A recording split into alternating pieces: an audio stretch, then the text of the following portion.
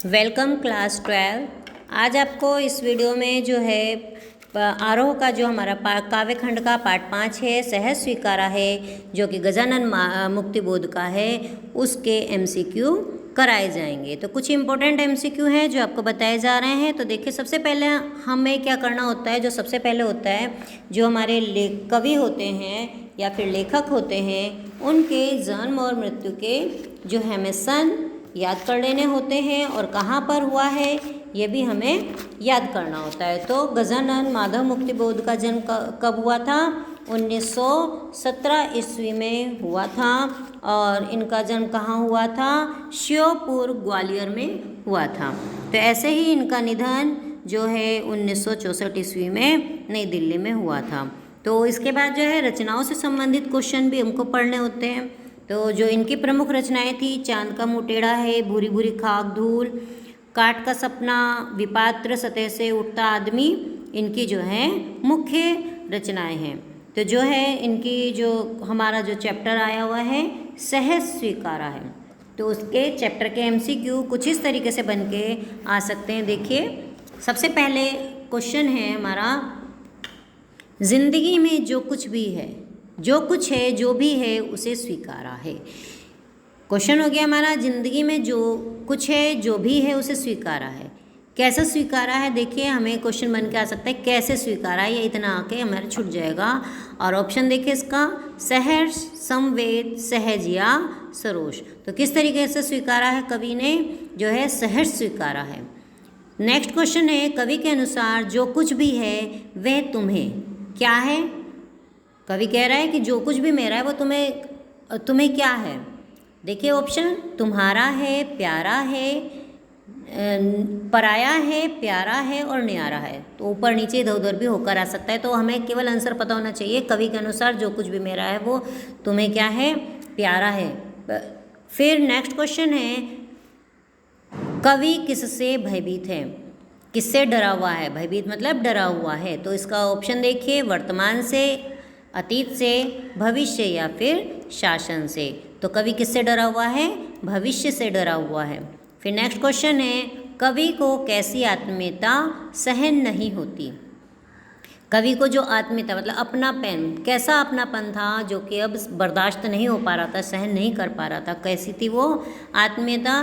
देखिए ऑप्शन, समझाने वाली, संवेदना देने वाली, संवेदन रहित या विचारात्मक। तो कैसी आत्मीयता थी? वो आत्मीयता थी संवेदना देने वाली, कि जो है कोई भी प्रॉब्लम आ जाए फ़ौरन जो है संवेदना देती थी, उसको साहस मिलता था। फिर नेक्स्ट क्वेश्चन है, कवि कहाँ लापता होना चाहता है? कहाँ लापता होना चाहता है कवि? देखिए, आकाश में, अंधेरी गुफाओं में, बादलों में या फिर वायु में। तो कवि कहाँ लापता होना चाहता है? सही उत्तर है इसका, अंधेरी गुफाओं में। फिर इसके बाद नेक्स्ट क्वेश्चन है, भीतर की सरिता से कवि का तात्पर्य है, मतलब क्या तात्पर्य है भीतर की सरिता? तो देखिए आपको जल्दी पता चल जाएगा। ऑप्शन देखिए, हृदय की सरिता, नगर के बीच बहने वाली सरिता, नगर के बाहर बहने वाली सरिता या फिर शरीर की सरिता। तो कैसी सरिता है? भीतर की, जो कौन सी हो गई? इसका सही उत्तर क्या हो गया? देखिए, हृदय की सरिता इसका सही उत्तर है। फिर नेक्स्ट क्वेश्चन देखिए, बहलाती सहलाती आत्मीयता कैसी आत्मीयता है? कैसी है? देखिए, संदेशपूर्ण, सांत्वना देने वाली, दुखद, विचार प्रदान करने वाली। कैसी है वो आत्मीयता? कैसी थी? ऊपर भी एक क्वेश्चन आया हुआ है, चेंजो कैसे भी आ सकता है। तो कैसी थी वो? सांत्वना देने वाली। ऊपर थी संवेदना देने वाली, नीचे है सांत्वना देने वाली। तो ध्यान रखना ऑप्शन में। फिर नेक्स्ट क्वेश्चन है, ममता के बादल कैसे बादल होते हैं? कैसे बादल होते हैं ममता के? ऑप्शन देखिए, वर्षा के, आंधी के, प्रेम के या गर्जना के। तो कैसे होते हैं? प्रेम के बादल होते हैं। फिर नेक्स्ट क्वेश्चन है, कवि ने अंधकार को कैसा कहा है? कैसा अंधकार बताया? आपने चैप्टर भी पढ़ा है। तो देखिए, कैसा अंधकार बताया? दक्षिणी ध्रुवी, उत्तरी ध्रुवी, पूर्वी ध्रुवी या फिर पश्चिमी ध्रुवी। तो कैसा अंधकार बताया है? इसका सही उत्तर है दक्षिणी ध्रुवी। कवि से क्या नहीं सहा जाता? क्या नहीं सह पा रहा है कवि? गहन अंधकार, रमणीय उजाला, धूप में खड़ा होना या फिर शोर शराबा। क्या नहीं सहन कर पा रहा, क्या उत्तर है इसका उत्तर? देखिए इसका सही उत्तर है रमणीय उजाला। आप भी कोशिश करिए, आपने चैप्टर पढ़ा है, क्लास में आपको चैप्टर पढ़ाया गया है। फिर देखिए नेक्स्ट क्वेश्चन, सहज स्वीकारा है में गरीबी को माना गया है। कैसी जो कविता है सहज स्वीकारा, उसमें गरीबी को कैसा माना गया था? तो देखिए ऑप्शन, कष्टकारी, रंगीली, गर्बीली या फिर श्राप। तो कैसी गरीबी मानी गई है? गरीबी मानी गई है गर्बीली। इसका सही उत्तर हो गया हमारा गर्बीली। उसे गर्व था अपनी गरीबी पे। फिर नेक्स्ट क्वेश्चन है, पाताली अंधेरे की गुहाओं में विवरों में, यहाँ विवरों का अर्थ है। विवरों का क्या अर्थ है? देखिए ऑप्शन, बादल, बिल, गुफा या फिर शिविर। तो क्या होगा इसका सही उत्तर? देखिए अंधेरे की गुहाओं में, तो क्या हो गया इसका आंसर? विवरों में से क्या आंसर है? बिल। जो गुहा मतलब गुफाओं के जो बिल होते हैं, बिल है इसका सही उत्तर। विवर का अर्थ हो गया बिल। फिर नेक्स्ट क्वेश्चन है, भीतर की सरिता का अर्थ है। जो भीतर की सरिता का अर्थ है क्या है? तो देखिए इसमें ऑप्शन, मनोभाव, अशांति, क्रांति या फिर जमीनी नदी। तो क्या है इसका भीतर की सरिता का अर्थ? मनोभाव, जो हमारे मन के भाव होते हैं।